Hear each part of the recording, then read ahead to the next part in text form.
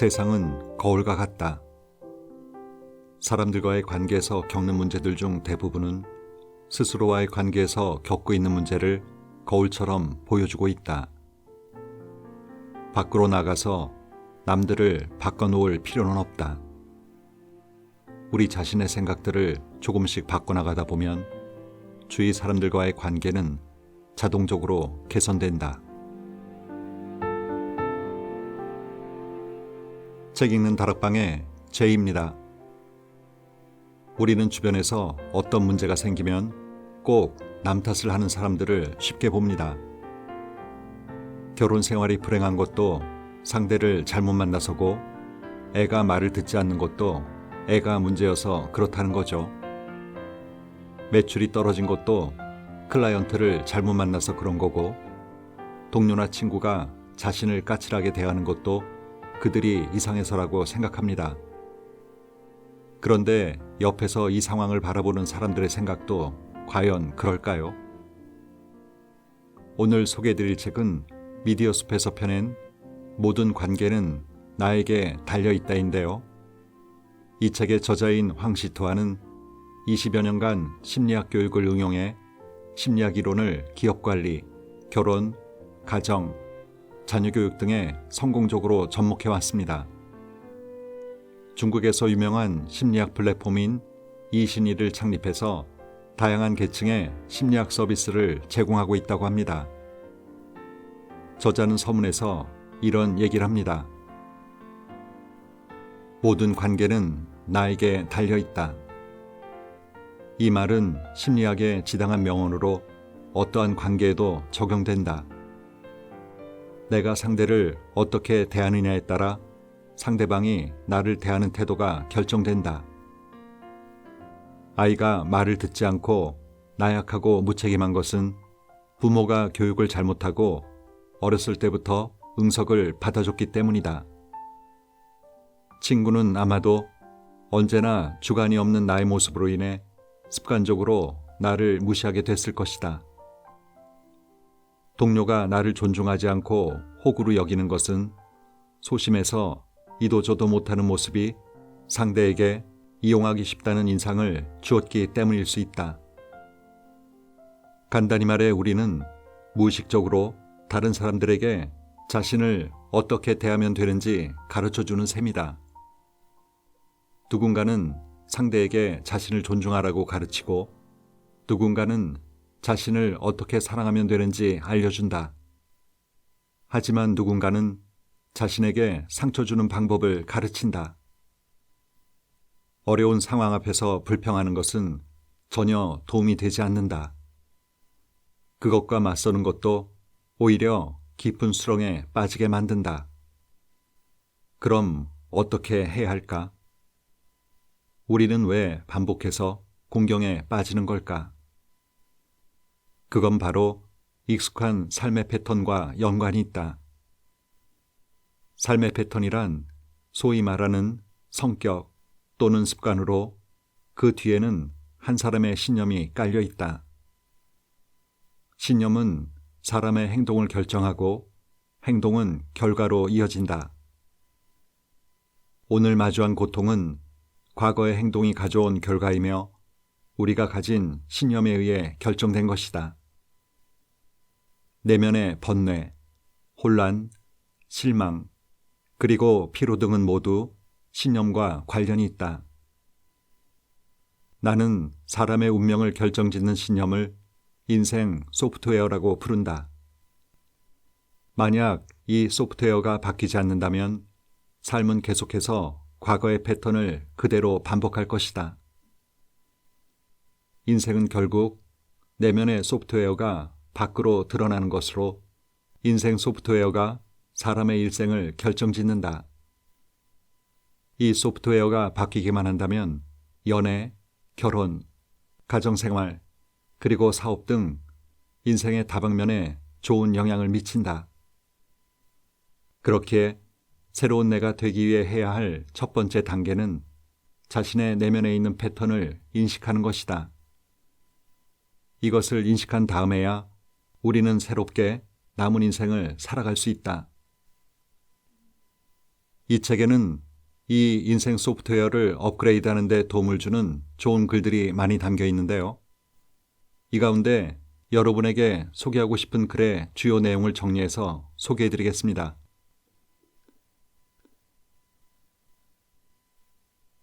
누가 나의 행복을 앗아갔는가?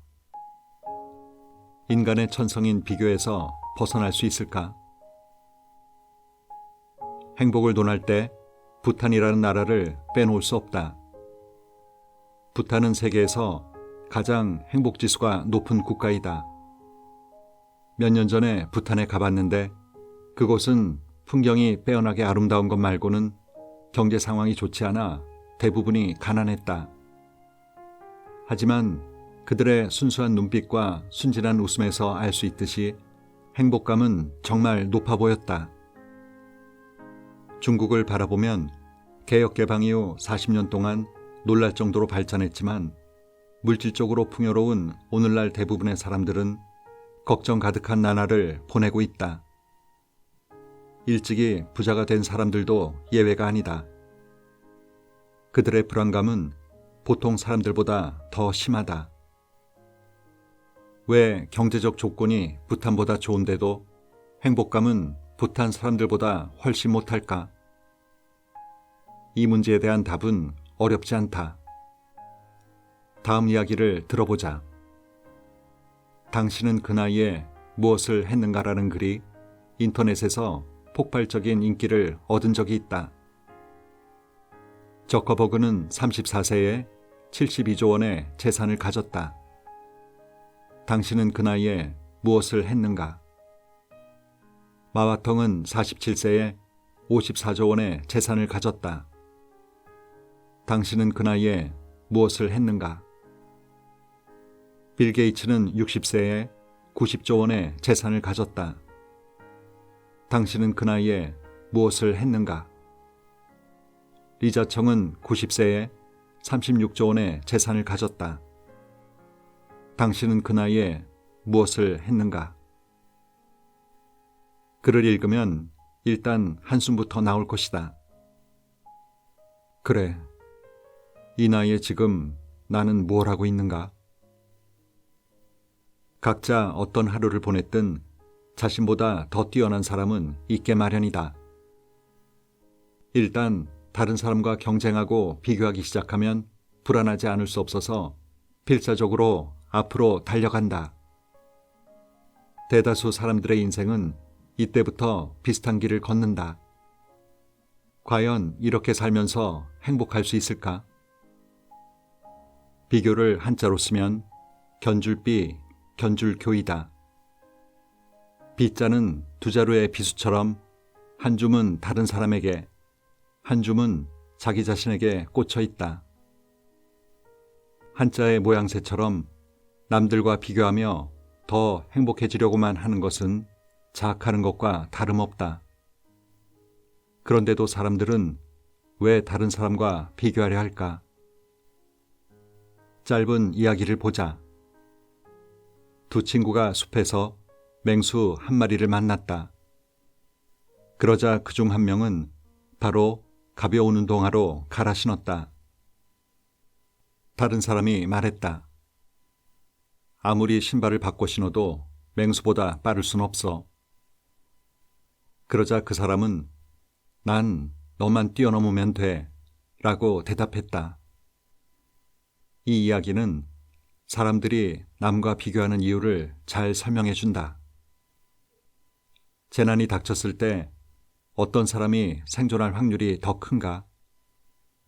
물론 빨리 달리는 사람이다. 생존을 추구하는 환경에서는 주변 사람보다 더 뛰어난 사람에게 더 많은 생존 기회가 주어진다. 비교는 인류의 천성이자 생존을 위해 반드시 필요한 요소이다. 먼 옛날부터 인간의 생존 본능은 우리의 유전자에 내장된 프로그램과 같았다. 원하든 원치 않든 우리는 이 프로그램으로 인해 자신도 모르게 다른 사람과 비교하게 되었다. 주변 사람보다 뛰어나야 마음 편히 살 수 있기 때문이다. 비교가 인간의 천성이라면 진정한 깨달음을 얻기 전에는 비교와 공존할 수밖에 없다. 멀리할 수 없다면 맞닥뜨리는 게 가장 속편하다. 그럼 우리는 어떻게 비교를 직시할 수 있을까?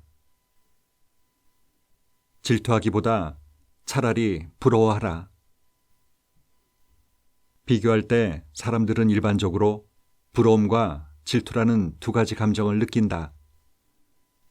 이 두 감정은 각각의 독립된 개체로 보이지만 실제는 남매와 같아서 그 뿌리는 하나다.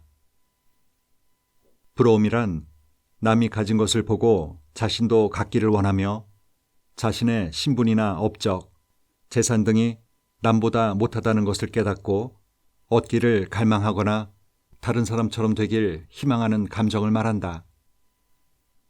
부러움은 자신이 선망하는 대상처럼 되기 위해 부지런히 노력하게 만든다. 하지만 그 이면에는 자신이 아직 부족하다는 생각이 크기 때문에 자신감이 없고 자존감이 낮다. 질투는 그 정도가 더욱 심해서 내가 원하는 것을 다른 사람이 갖고 누리는 것을 잃기 바라는 마음이다. 다른 사람이 자신보다 낮은 위치에 있고 좋지 않은 상황일 때 마음의 안정을 찾고 상대방이 우월함을 알게 되면 고통스러운 감정마저 느낀다. 부러움보다 질투가 더 위험한 이유는 질투로 인해 상대방을 얕잡아 보거나 적대시하고 심해지면 공격성까지 동반해 의도치 않게 남을 괴롭힌다는 것이다. 질투심이 극에 달할 땐 한을 품고 다른 사람을 파멸시키기도 한다. 누군가 말하길 한 분야에서 뛰어난 사람이 되기 위해서는 두 가지 방법이 있다고 한다. 하나는 자신보다 특출한 사람을 모두 파괴하는 것이고 다른 하나는 기초를 잘 다져서 끊임없이 노력하는 것이다. 전자는 질투, 후자는 부러움이다. 언뜻 보면 부러움이 긍정적인 감정처럼 보인다. 하지만 사실 두 감정 모두 자신에 대한 확신이 부족해서 생기는 것이다. 자기 가치가 부족하다고 생각하는 사람은 늘 남과 비교하며 부러움과 질투에 휩싸여 자신의 인생을 깊은 나락으로 몰고 간다. 진정한 행복은 외부에서 오지 않는다. 우리가 끊임없이 남과 비교하는 데 익숙한 이유는 자신이 아직 부족하다고 생각하기 때문이다. 스스로 부족하다고 느끼는데 어떻게 행복할 수 있으며 어떻게 행복을 만들 수 있겠는가?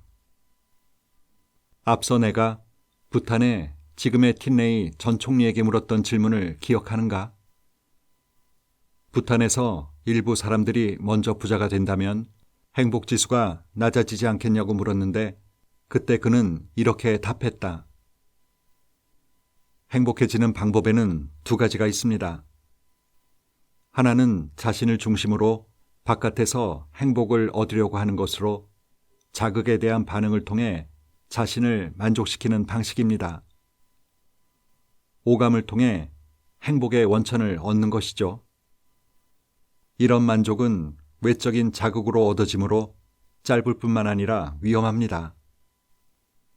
다른 하나는 자기 반성을 통해 안정을 얻고 마음의 본질에 대한 이해를 통해 안에서부터 자생하는 만족감과 행복감입니다. 이런 종류의 행복감은 어떤 물질에도 의존하지 않습니다. 부탄의 행복은 후자에서 나오기 때문에 경제 발전의 영향을 받지 않습니다. 그러면 어떻게 마음의 본질을 이해할 수 있을까? 부러움과 질투의 두 가지 감정을 사건 해결의 실마리로 사용해보자. 질투할 때마다, 경쟁자가 사라지지 않는 게 원망스러울 때마다 부러운 마음을 갖도록 스스로 일깨워보자. 물론 질투를 부러움으로 전환하는 것으로는 해결되지 않을 것이다. 여전히 스스로 자신이 부족하다고 느낄 수 있기 때문이다. 이때 스스로를 일깨우며 자신이 부족한 게 아니라 오히려 더 좋아질 수 있다는 점을 명심해야 한다. 우리의 선조가 살아남기 위해 유전자에 심어둔 비교 프로그램을 발견한다면 이해할 수 있을 것이다. 매일 더 잘 살아야 하는 이유가 생존을 위해 다른 사람과 비교하기 위해서가 아니라 더 나은 자신이 되기 위해서라는 것을 말이다.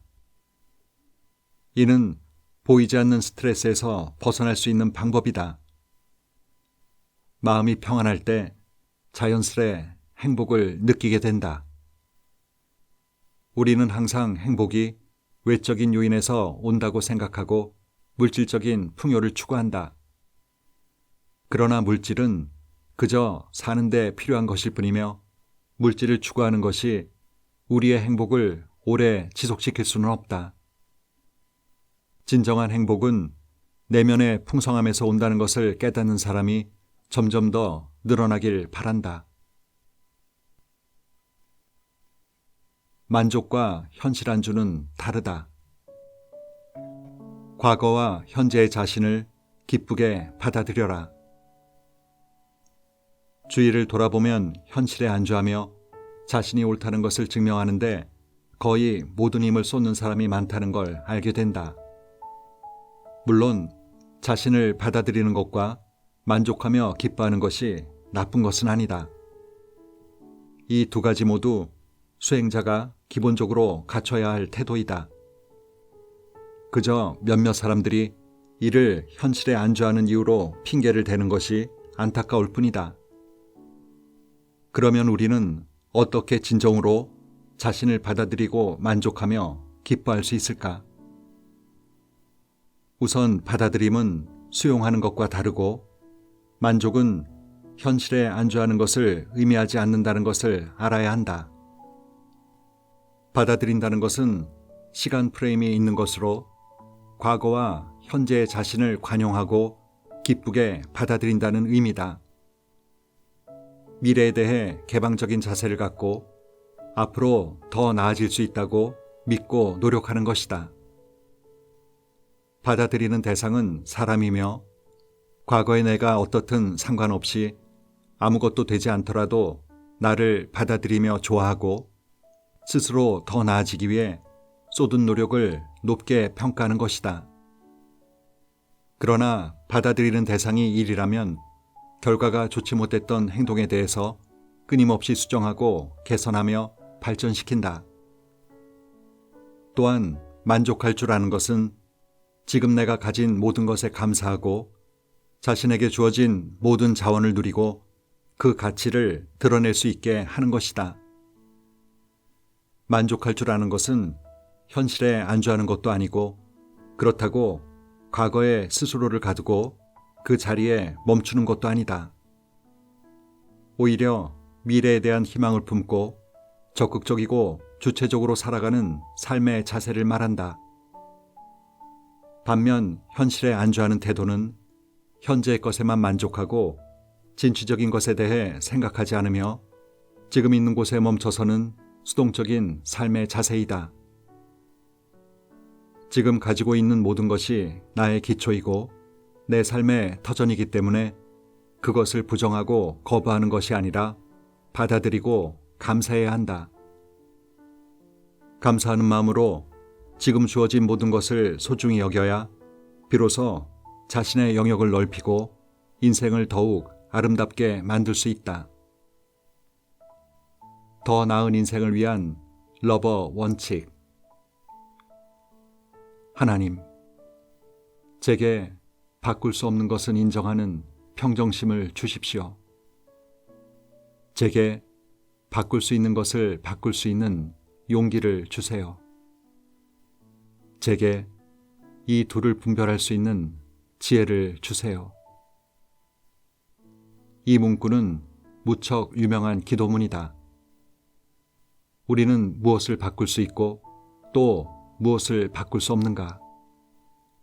그리고 이것을 어떻게 분별할 것인가? 내가 보기에 이것은 사실 구분할 필요가 없다.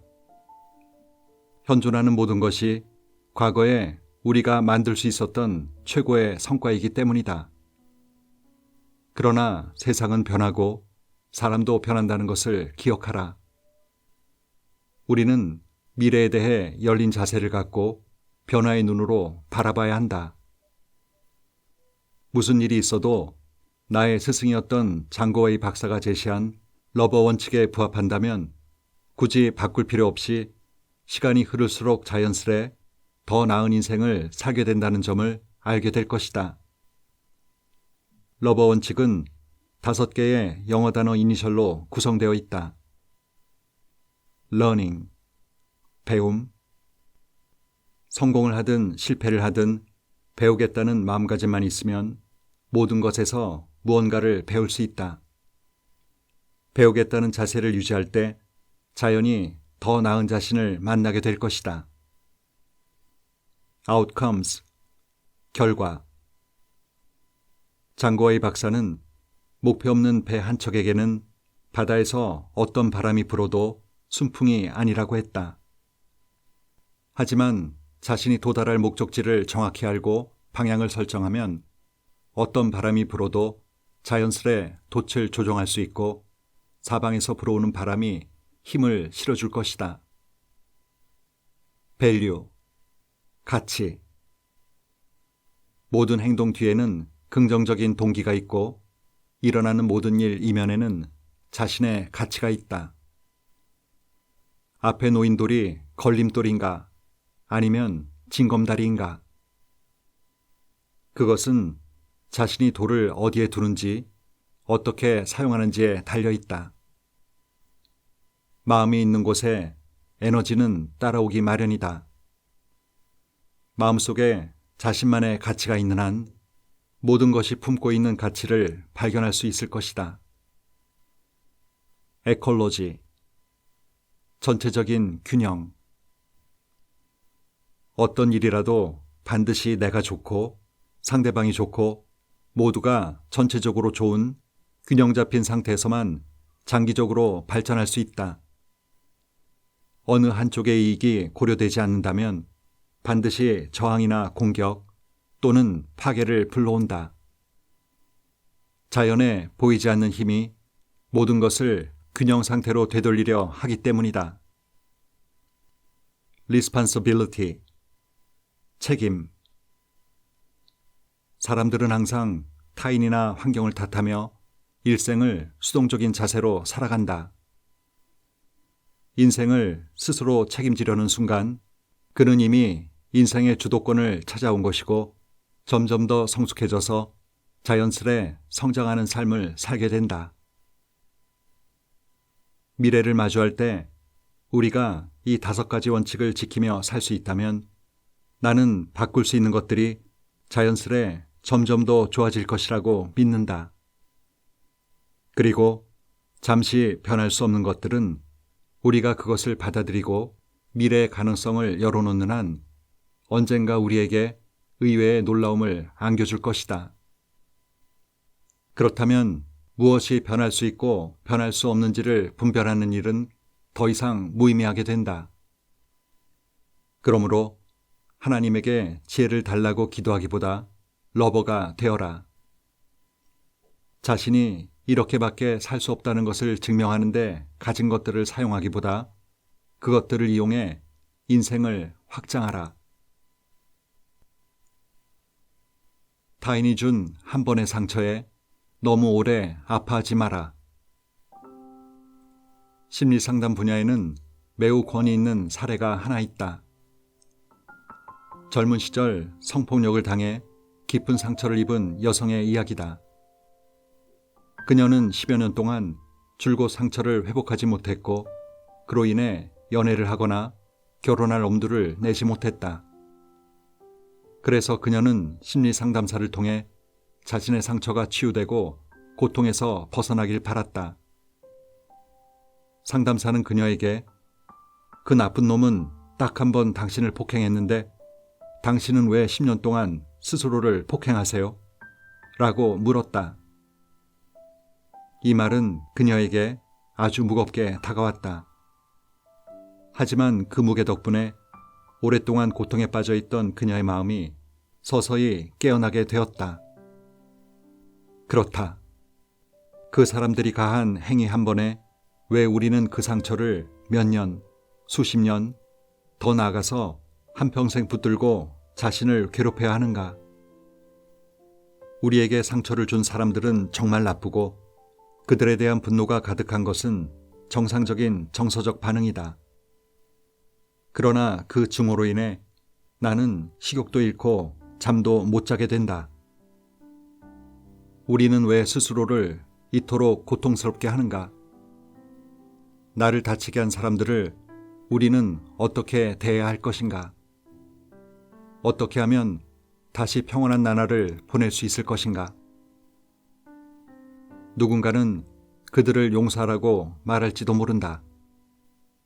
하지만 용서는 말처럼 쉽지 않다. 막상 그 일이 자신에게 닥치면 용서가 얼마나 어려운 일인지 알게 된다. 먼저 용서란 무엇인가를 살펴보자. 용서의 정의는 타인의 부주의나 과실 또는 잘못을 양해하고 책망하거나 처벌하지 않는 것이다. 이 정의에서 알 수 있듯이 용서의 초점은 타인의 잘못에 있다. 한 사람이 타인의 잘못에 초점을 맞출 때 용서하기는 매우 어렵다.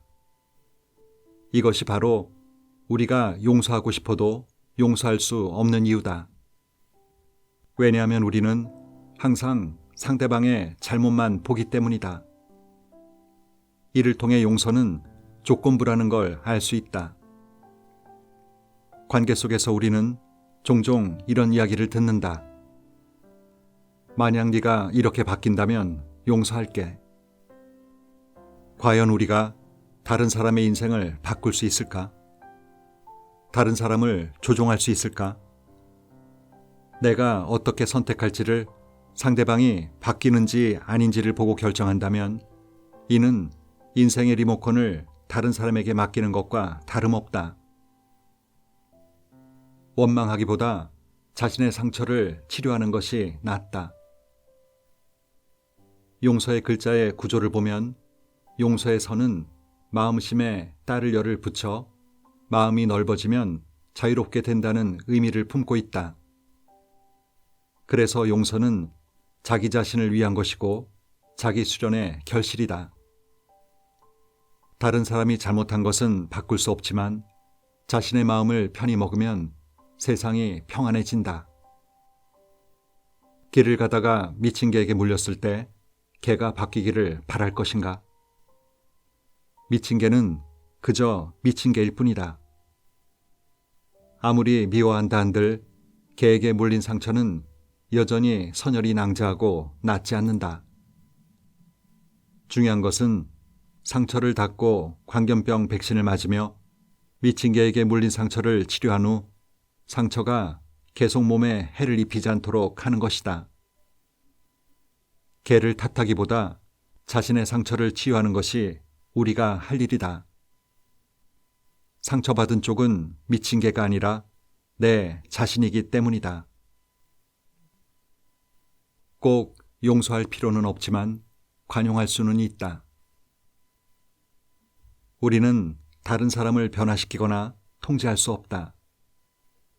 우리가 할 수 있는 유일한 일은 자기 자신을 잘 돌보는 것이다. 스스로 좋아지고 강해지면 자연히 어떤 상황에서도 외부로부터 상처를 받지 않게 된다. 이것은 한의사들이 말하는 근본을 공고히 하여 원기를 기르는 것과 같다. 사람에게 병이 생기는 이유는 원기가 부족해서이다. 가장 건강하게 사는 방법은 병이 났을 때 치료하는 것이 아니라 일상생활에서 원기를 잘 길러서 외부의 적들이 침입할 수 없도록 만드는 것이다.